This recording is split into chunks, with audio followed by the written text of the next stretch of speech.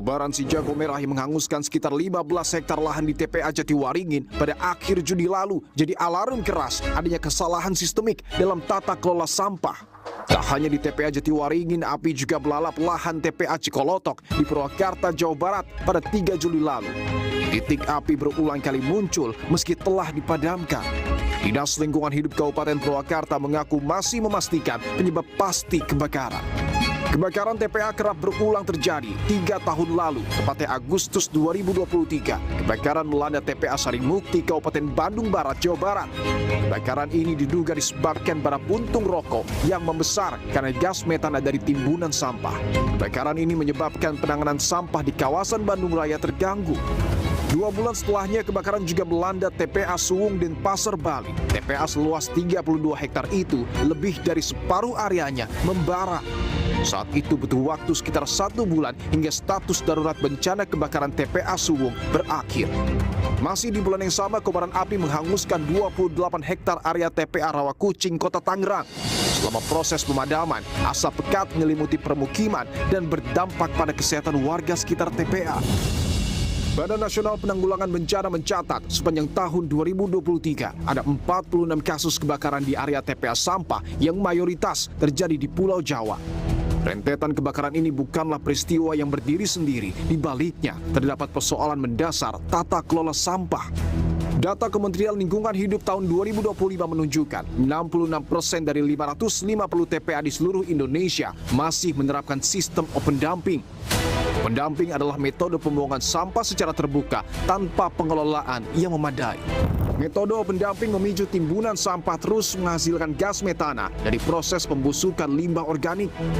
Apalagi berdasarkan data Kementerian Lingkungan Hidup, penyumbang sampah terbanyak di Indonesia adalah sampah organik berupa sisa makanan. Gas metana yang dihasilkan dari pembusukan sampah organik bersifat sangat mudah terbakar dan rentan meledak. Saat musim kemarau, resiko kebakaran jadi meningkat. Persoalan sampah sejatinya sudah jadi sorotan Presiden Prabowo Subianto. Tanpa tata kelola yang tepat, Indonesia akan kewalahan hadapi persoalan TPA kelebihan kapasitas. Masalah bangsa ini sekarang adalah yang sangat krusial adalah masalah sampah. Sampah ini menjadi masalah. Diproyeksi hampir semua TPA sampah akan mengalami over capacity pada tahun 2028, bahkan lebih cepat. Jadi masalah sampah kita perlu kerjasama antara pemerintah dan pemerintah daerah. Karena itu bila perlu melibatkan rakyat, pemerintah pusat akan memimpin. Tragedi kebakaran hingga overkapasitas TPA adalah cerminan dari gagalnya pengelolaan sampah di hulu. Perbaikan tata kelola sampah di tingkat hulu juga harus diimbangi dengan penegakan hukum terhadap korporasi pencemar serta pembangunan infrastruktur pengolahan yang aman dan berkelanjutan. Tanpa pembenahan nyata, selamanya kita akan terancam bom waktu malapetaka sampah. Saudara, selain proses pemadaman yang harus didalami oleh pemerintah dan juga aparat, adalah apa sesungguhnya penyebab dari kebakaran hebat yang terjadi di TPA Jatiwaringin. Saya akan tanyakan secara langsung kepada pengkampanye urban berkeadilan Walhi, Mas Wahyu Eka Setiawan. Mas Wahyu, terima kasih untuk waktunya, Mas. Bahwa kita tahu kebakaran yang terjadi di Jatiwaringin ini bukanlah kebakaran biasa. Satu, volumenya begitu luas. Dua, proses pemadamannya begitu sulit. Bagaimana Walhi memaknai fenomena ini? Kebakaran di TPA Jatiwaringin seperti kita lihat, ini adalah salah satu bentuk ya. Bagaimana penumpukan sampah itu juga terbentuk gunungan dan itu juga mulai terbentuk timbulan. Jadi proses kebakaran ini adalah salah satunya karena tumpukan sampah, terutama bercampurnya sampah plastik dan juga organik.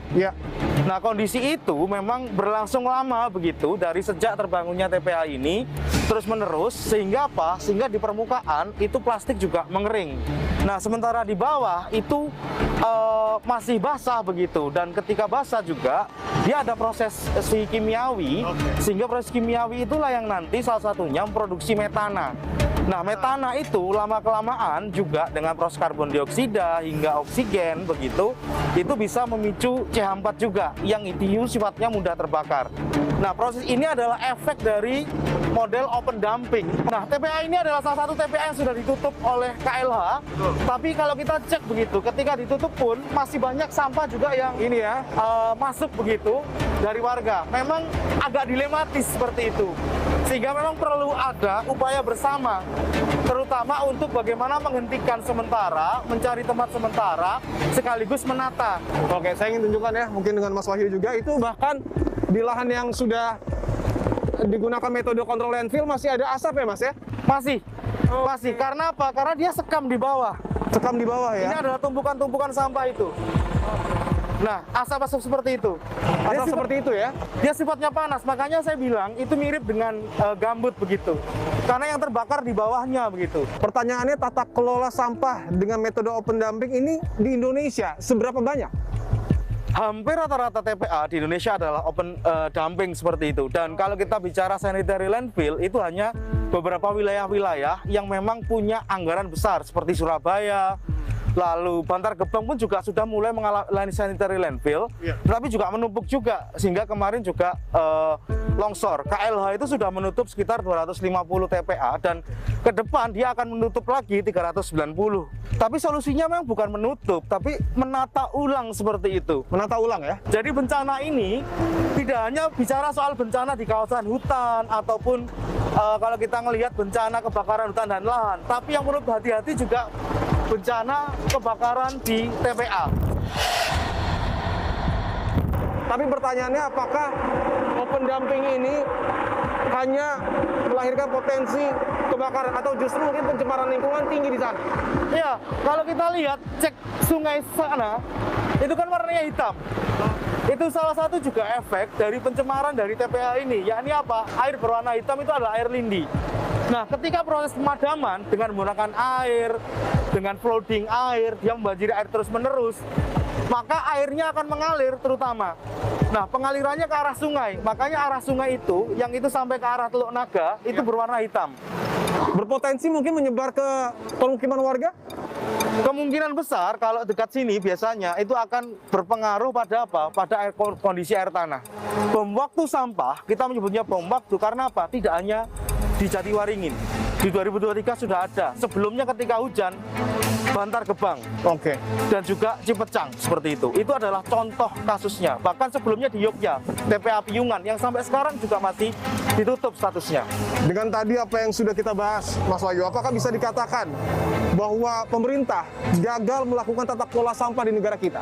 Ya, kenapa kami bilangnya adalah kegagalan pemerintah dalam melakukan tata kelola? Sederhana. Karena ada mandat undang-undang yang tidak dijalankan. Salah satunya apa? Salah satunya adalah bagaimana pemerintah ketika menjalankan mandat undang-undang, maka harusnya ada aturan-aturan turunan yang operasional. Oke. Dan aturan itu mengikat soal apa? Pertama, infrastruktur. Kedua, pendidikan. Ketiga, insentif. Dan keempat adalah pemenuhan hak-hak warga seperti itu. Dan ini yang kadang nggak dipenuhi.